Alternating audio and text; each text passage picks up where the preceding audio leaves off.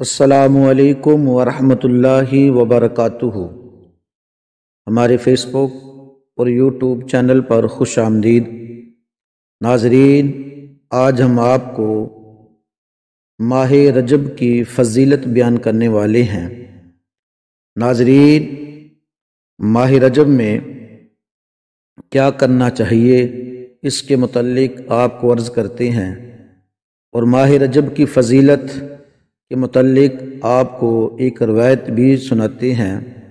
حضرت شیر خدا رضی اللہ تعالی عنہ روایت کرتے ہیں، اکثروا من الاستغفار فی شہر رجب فإن للہ فی کل ساعۃ منہا اتقاء من النار وَإِنَّ لِلَّهِ مَدَائِنَ لَا يَدْخُلُهَا إِلَّا مَنْ صَامَ رجب۔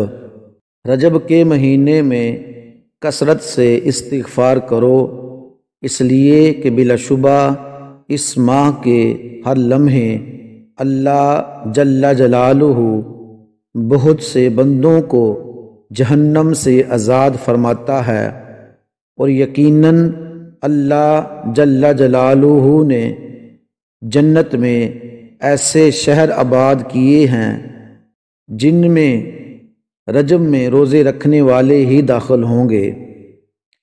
اس روایت کے پیش نظر عظمتوں والے مہینوں میں دیگر مہینوں سے زیادہ عبادت و استغفار کا اہتمام کرنا چاہیے۔